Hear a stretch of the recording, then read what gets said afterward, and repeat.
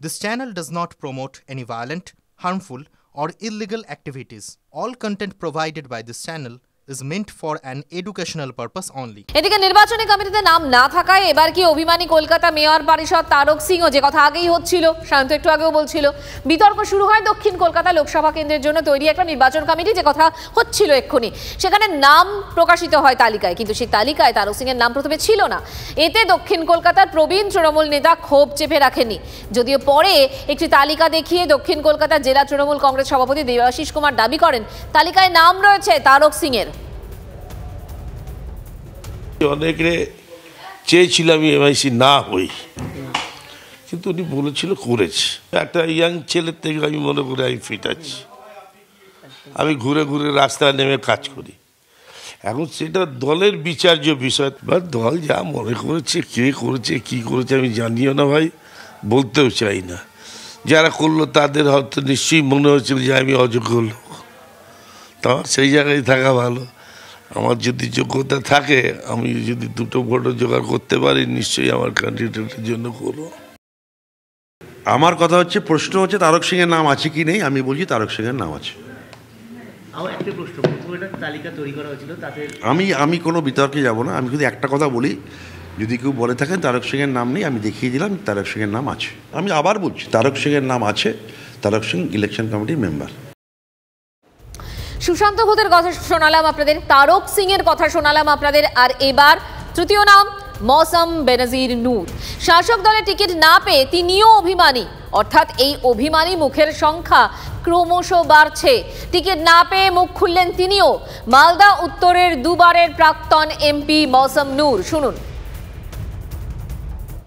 অবশ্যই আমার একটা এক্সপেকটেশন ছিল, কারণ কি এর আগের বার আমি 2019-এ বিজেপির কাছে হেরে গেছিলাম, এবং যেভাবে লড়াই হয়েছিল, একই ফ্যামিলি থেকে আমরা দুজনে দাঁড়িয়েছিলাম, দিয়ে ভোটটা ভাগাভাগি হয়েছিল।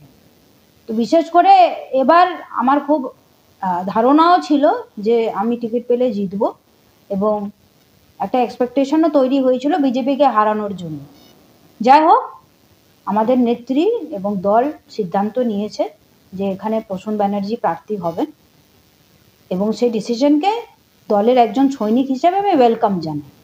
নিজের এক্সপেকটেশন থাকলেও দল যেটা ঠিক মনে করেছে সেটাকেই মেনেছি। সুব্রতোষ ভট্টাচার্য আমাদের প্রতিনিধি আমাদের সঙ্গে রয়েছেন। সুব্রতোষ, দেখো, বলছেন দলের সিদ্ধান্তকে তিনি স্বাগত জানাচ্ছেন, কিন্তু নিজের যে এক্সপেকটেশন ছিল সেটাও জানাতে একেবারেই ভুলছেন না, তাও আবার প্রকাশ্যে। কিন্তু কারণটা কি? টিকিট পেলেন না কেন? দেখো, মৌসম নূরকে নিয়ে ক্ষোভ বিক্ষোভ কিছু কম ছিল না, কারণ মৌসম নূর গত 5 বছরে তার উত্তর মালদা কেন্দ্র যে সেখানে তিনি জানেনি, এবং এই অভিযোগ তৃণমূলের অন্দর থেকে উঠে এসেছে। সেই খবরও আমরা দেখিয়েছি, এবং তারা কেউ কেউ পঞ্চায়েতের সদস্য থেকে শুরু করে উত্তর মালদার বহু তৃণমূলের নেতা কর্মী তারা সরাসরি প্রকাশ্যে আমাদেরকে বলেছেন যে মৌসম নূরকে এই এলাকায় ঢুকতে পর্যন্ত দেবেন না। তো প্রার্থীতে কোনোভাবেই তারা তাকে প্রার্থী হিসেবে চান না, এবং এই যে খবর আমরা করেছি এবং এই বিষয় তার সবটাই কিন্তু রাজ্য নেতৃত্ব, তাদের ওয়াকিবহাল, তারাও এই বিষয়টা জানতেন। এখন সেই কারণে কি তিনি তাকে টিকিট থেকে বঞ্চিত করা হলো, এই নিয়ে একটা জলঘোলা রয়েছে বা প্রশ্ন রয়েছেই তৃণমূলের অন্দরে। কিন্তু তা সত্ত্বেও মানে বিষয়টা হচ্ছে যে যখন তাকে প্রার্থী করা হলো না, কিন্তু তিনি রাজ্যসভার সাংসদ রয়েছেন, এবং শুধু তাই নয়, তোমাকে বলি যে নির্বাচনী যে কমিটি রয়েছে, ইলেকশন কমিটি রয়েছে, সেই ইলেকশন কমিটি মালদাতে তিনি 3 নম্বরের তার নাম রয়েছে। কিন্তু তা সত্ত্বেও সেই মৌসম নূর কিন্তু এখনও পর্যন্ত ঘরেই রয়েছেন এবং নিঃসঙ্গ।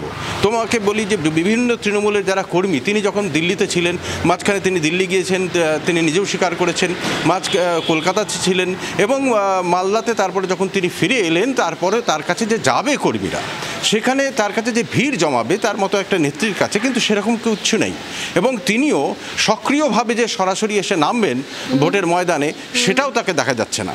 ফলে একদিকে তার যারা ঘনিষ্ঠ তারাও বলছেন তিনি ভীষণ রকমভাবে হতাশ এবং ব্যথিত হয়ে রয়েছে, পাশাপাশি অন্যদিকে নজর থাকবে আমাদের। আপাতত তোমাকে ধন্যবাদ সুব্রতোষ। অরূপ চক্রবর্তী কি বলছেন এর সঙ্গে, শুনুন। আবেগ অভিমানের জায়গাটা নিজস্ব, কিন্তু দল হিসেবে যখন থাকি তখন সেই জায়গাটা আলাদা। মৌসুম নিজেই সেটা পরিষ্কার করে ক্ল্যারিফাই করেছে। বহু বিষয়ে বহু মানুষের অভিমান থাকতে পারে, আমারও নিশ্চিতভাবে কোনো কোনো বিষয়ে কারোর অভিমান থাকতে পারে, আমারও অভিমান থাকতে পারে, আপনারও অভিমান থাকতে পারে। কিন্তু যখন দিনের শেষে দল লড়াই করে, দল ঐক্যবদ্ধভাবে লড়াই করে। মৌসুম নিজেই বলেছেন যে আমার একটু খারাপ লেগেছিল, কারণ আমি ভেবেছিলাম। আচ্ছা, এক্সপেকটেশন তো অন্যায় কিছু নেই, প্রত্যেকের এক্সপেকটেশন থাকতেই পারে, কিন্তু এই মৌসুমই আপনাদের ক্যামেরাই বলছেন, আমি শুনলাম যে দল মমতা বন্দ্যোপাধ্যায় সিদ্ধান্ত নিয়েছেন, মমতা বন্দ্যোপাধ্যায় সবাই মিলে আমরা মমতাদের প্রার্থীকেই জেতাবো। সুতরাং এক্ষেত্রে কোনো দ্বিমত নেই, দল ঐক্যবদ্ধভাবে লড়াই করবে।